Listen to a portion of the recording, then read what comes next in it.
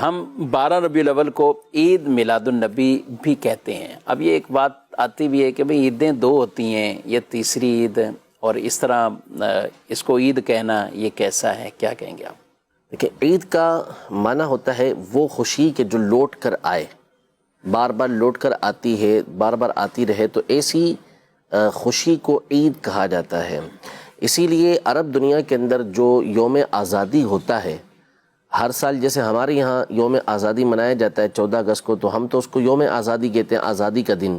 ٹھیک ہے. عرب والے اس کو العید الوطنی کہتے ہیں، یعنی اس کو وطن کی آزادی کی عید کے نام سے تعبیر کرتے ہیں، اس کو عید کا نام دیتے ہیں. تو وہ اس لیے کہ ہر سال جو خوشی ہوتی ہے آزادی کی وہ لوٹ کر آ رہی ہوتی ہے، اس لیے اس کو عید کا نام دیا جاتا ہے. اللہ پاک نے مسلمانوں کے لیے جو جمعہ کا دن ہے اسے پسند فرمایا ہے، مسلمانوں کے لیے یہ دن دیا گیا ہے. اور اس دن کے حوالے سے حدیث مبارکہ میں ہے، ارشاد فرمایا کہ یوم الجمعۃ عید المسلمین، جمعہ کا جو دن ہے وہ مسلمانوں کی عید کا دن ہے.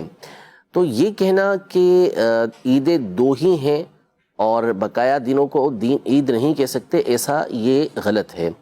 اگر ہم جمعہ والی حدیث لیں تو اس کا مطلب تو یہ ہوا کہ سال میں کم از کم 52 جو عیدیں تو ہوتی ہی ہوتی ہیں، ایک مہینے کے اندر کبھی 4 اور کبھی 5 عیدیں بھی ہو جاتی ہیں.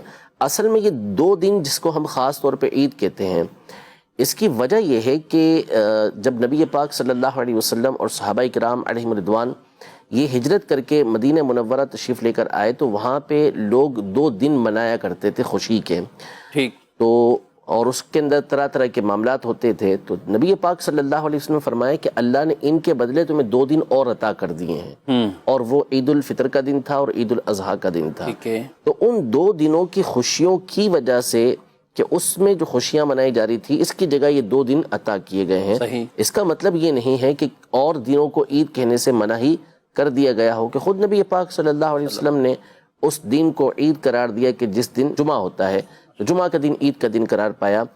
بخاری شریف کی حدیث مبارکہ ہے کہ حضرت سیدنا عمر رضی اللہ تعالی عنہ سے ایک اہل کتاب میں سے شخص نے، اس کے حوالے سے یہ ذکر کیا گیا کہ یہ کہنے والے حضرت کعب الاحبار تھے جو بعد میں ایمان لے آئے تھے. انہوں نے کہا کہ قرآن پاک میں ایک آیت ہے، اگر یہ ہم یہودیوں کے اوپر نازل ہوتی تو ہم اس دن کو عید منا لیتے.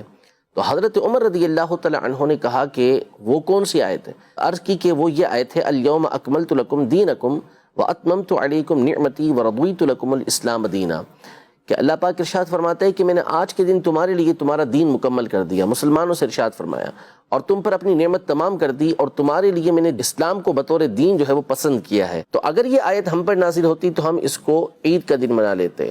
تو حضرت عمر رضی اللہ تعالیٰ عنہ نے فرمایا کہ ہم اس دن کو بھی جانتے ہیں جس دن یہ آیت نازل ہوئی، اور اس جگہ کو بھی جانتے ہیں کہ جہاں یہ آیت نازل ہوئی.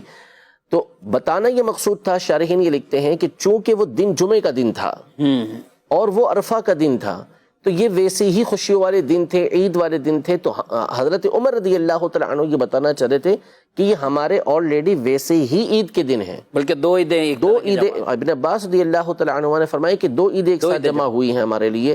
تو اب دیکھیں کہ عرفہ کا دن ہے جو 9 ذی الحجہ ہے، ٹھیک ہے، حالانکہ جو عید آتی ہے وہ 10 ذی الحجہ کو آتی ہے، لیکن 9 تاریخ کو بھی عید قرار دے رہے ہیں. کیوں؟ اس لیے کہ اللہ پاک نے اس میں یہ آیت مبارکہ نازل فرمائی. تو اس لیے اگر ایام اور بھی ہوتے ہیں جن کو عید کہا جاتا ہے تو ایسا کہنے میں کوئی حرج نہیں ہے، اور اس کے اوپر قرآن و حدیث سے دلائل موجود ہیں. اللہ پاک نے یہ ذکر کیا عیسیٰ علیہ السلام کا قول کہ ربنا انزل علینا مائدۃ من السماء تکون لنا عیدا لاولنا وآخرنا. عیسیٰ علیہ السلام اللہ کی بارگاہ میں عرض کر رہے ہیں کہ ہم پر آسمان سے دسترخوان اتار تاکہ یہ ہمارے لیے اور ہمارے بعد والوں کے لیے عید ہو جائے، خوشی ہو جائے. یہ تو عید کا دن کہنے میں اصلاً کوئی حرج نہیں ہے، عید میلاد النبی کے دن کو، کیونکہ اس دن تو کائنات کی سب سے بڑی خوشی ہمیں حاصل ہوئی، اور یہ وہ دن ہے کہ جس میں اللہ پاک نے وہ ہستی ہمیں عطا کی کہ جس کی وجہ سے ساری کی ساری نعمتیں ہمیں ملی ہیں. تو یہ صرف عید نہیں ہے بلکہ عیدوں کی بھی عید ہے. اعلیٰ حضرت امام اہل سنت کا کلام پڑھتے جائیں، زمین و زماں تمہارے لیے، مکین و مکان تمہارے لیے. تو واقعی ہی وہ احادیث طیبہ اور روایات کی گویا کہ وہ تشریح کرتے ہوئے یہ پورا کلام وہ موجود ہے. تو بہرحال نبی پاک علیہ السلام وہ عظیم نعمت ہے، آپ نعمت کبریٰ ہیں، اور آپ صلی اللہ علیہ وسلم کے اس نعمت کے شکرانے میں کہ اللہ نے ہمیں ان کا امتی بنایا، ہم ان کا ذکر خیر بھی کرتے ہیں، اس نعمت کے شکرانے میں وہ میلاد بھی کرتے ہیں۔ وَأَمَّا بِنِعْمَةِ رَبِّكَ فَحَدِّثْ، نعمت خدا کا چرچا کرنے کا ہمیں قرآن نے حکم ارشاد فرمایا ہے۔ تو بالکل جیسا مفتی صاحب نے فرمایا کہ یہ عیدوں کی بھی ہمارے لیے عید ہے، تو انشاءاللہ عشاق رسول اس عید کو مناتے رہیں گے۔ حضرت ایک سوال پھر اور بھی ہے، عید ہے تو نماز نہیں پڑھتے ہیں، عید پہ تو نماز ہوتی ہے، تو آپ اس پہ کون سی نماز ہیں؟ دیکھیں نماز پڑھنی ہے تو جو مکروہ اوقات نہیں ہے اس میں بالکل نماز پڑھیں۔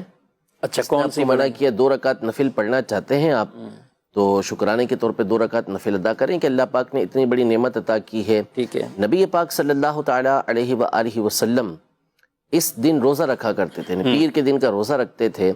جب صحابہ کرام علی مردوان نے عرض کی کہ کیا وجہ ہے کہ آپ اس دن روزہ رکھتے ہیں، تو فرمایا فیہ ولدت، میں اس دن پیدا ہوا ہوں، میں اللہ کے شکر ادا کرنے کے لیے جس دن میری پیدائش ہوئی میں روزہ رکھ رہا ہوں، آپ روزہ رکھیں۔